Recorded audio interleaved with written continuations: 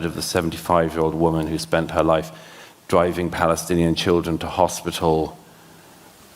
I mean, imagine what it's like for the people who, and I've spoken to a lot of them, were so dedicated to the idea of people in Gaza, Palestinians in Gaza, working with them in Israel, getting a better life. Just around the time of the 7th, there was meant to be another increase in the number of workers allowed each day from Gaza into Israel to work.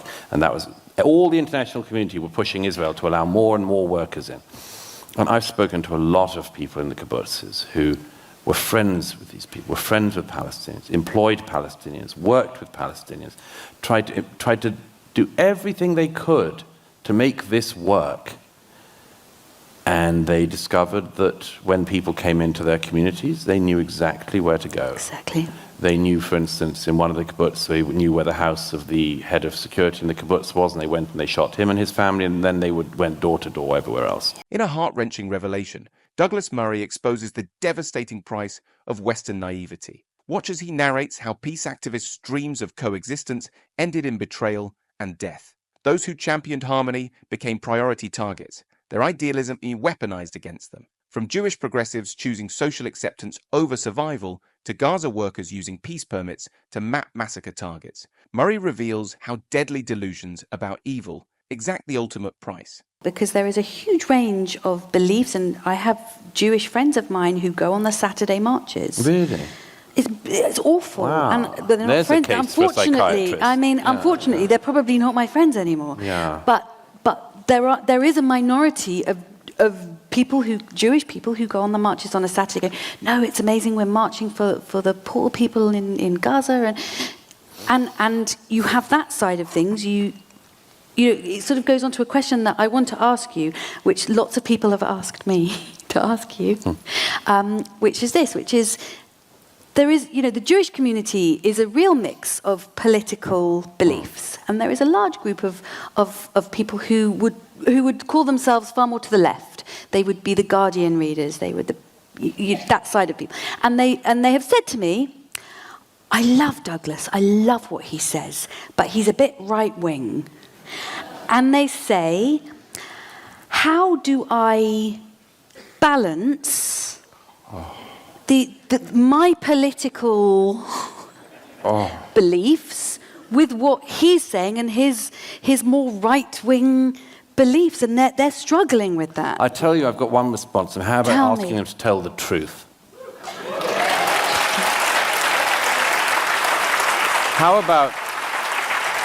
How about urging them to orient their life not by a boring political seesaw game that no one cares about except for themselves, and instead of orienting themselves by, exactly how can I position myself? No one cares.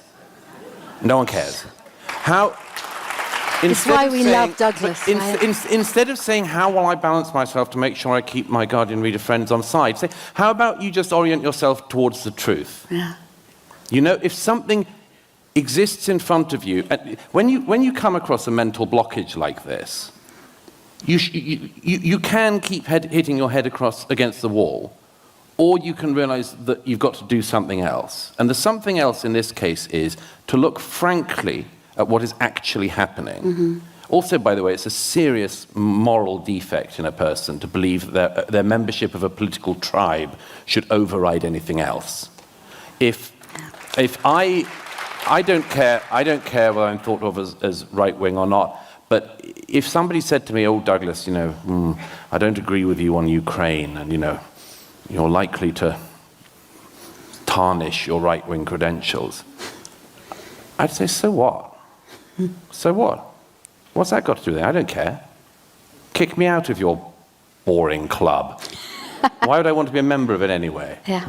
Political tribalism has become a modern religion, with adherents more concerned about maintaining ideological purity than confronting reality. The absurdity reaches peak when Jewish progressives prioritize leftist credentials over addressing existential threats. This intellectual cowardice, choosing social acceptance over truth, explains why Western societies struggle to confront genuine dangers. When club membership matters more than facts, civilization loses its immune system. So let me say, first of all, first I should address the question of the lunatics you mentioned, the sort of the Jews for suicide groups. Yes. They're always like this. I mean, there's Naturi Carter, of course.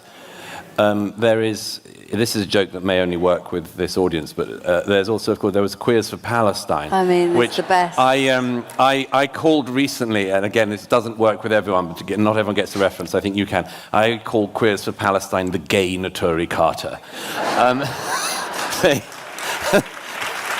They are exactly saying, like, okay, yeah, there's some people who like to die and just struggle madly beforehand. I mean, it's just okay.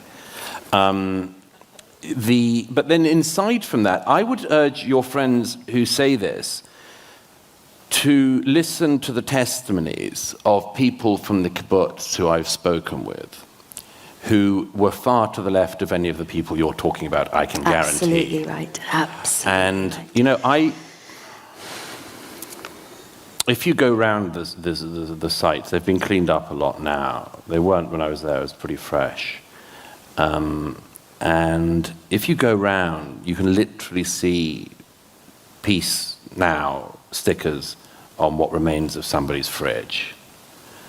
And you can see, I mean, and you speak to the people. I spoke to a man in a hospital in Tel Aviv the other month, in October, November.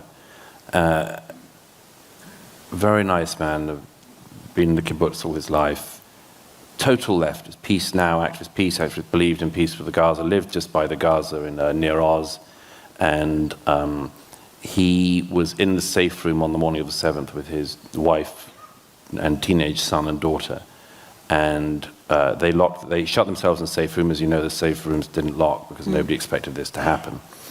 They tried to hold the door closed, and they did for quite a long time. He did for quite a long time, and then the terrorists found the air vent because by then they'd set light to his house, and they were trying to burn them out. And a lot of families had this, and you had to choose whether to burn to death with your family or flee and be shot.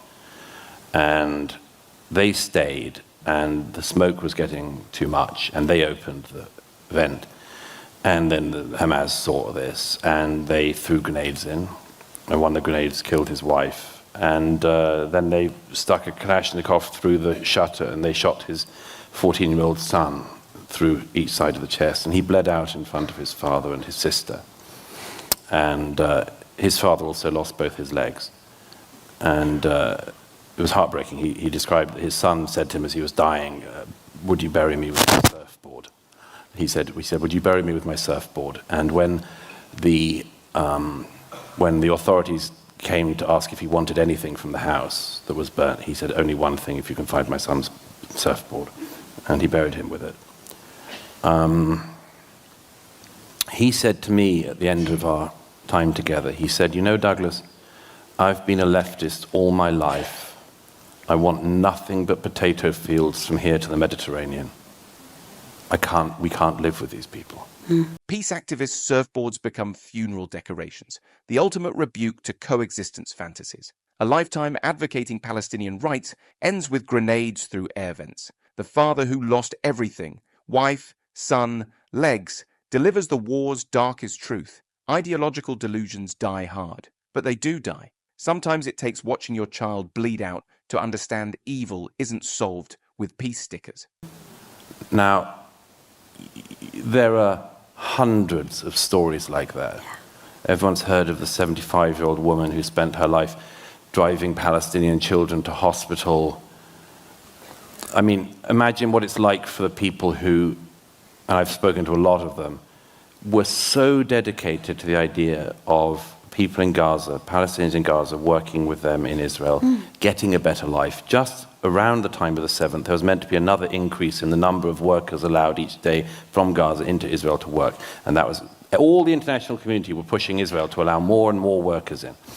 And I've spoken to a lot of people in the kibbutzes who were friends with these people, were friends with Palestinians, employed Palestinians, worked with Palestinians, tried to do everything they could to make this work.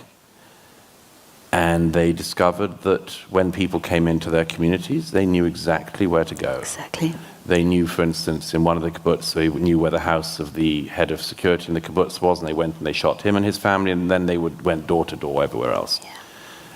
So I'd say to your friends, sleep and dream while you can, because not everyone has that luxury. The people of Near Oz didn't have that luxury. The people of Be'eri didn't have that luxury. The people of kibbutz after kibbutz and town after town. Everybody who went to the Nova party wanted peace. They were young people who wanted to dance and have a good time. And if you'd have said to them, do you dream of a day that you can dance with your Palestinian neighbors? They would have all said yes. So true. Absolutely. But and these people could have been your friends and mine, and if this party had been going on in this country, our friends would have been there. So I would say to your friends, I beg you, have some empathy and understanding for the people who can no longer afford to dream dreams that you dream. Peace activists drove Palestinian children to hospitals. Their reward, execution in their bedrooms. Nova Festival ravers dreamed of dancing with Arab neighbors. Their reward, mass slaughter. The ultimate betrayal, Gaza workers used work permits to map kibbutz targets. Those who championed coexistence died first. Their idealism exploited as a weapon against them. This is the cruel irony. Advocating peace made them priority targets for annihilation. Murray highlighted how ideological blindness proved fatal, with those most committed to peace becoming victims of the very forces they refused to acknowledge as threats. Want more analysis of these critical issues? Like, subscribe, and join the conversation below. Let us know, do you really think a ceasefire is achievable?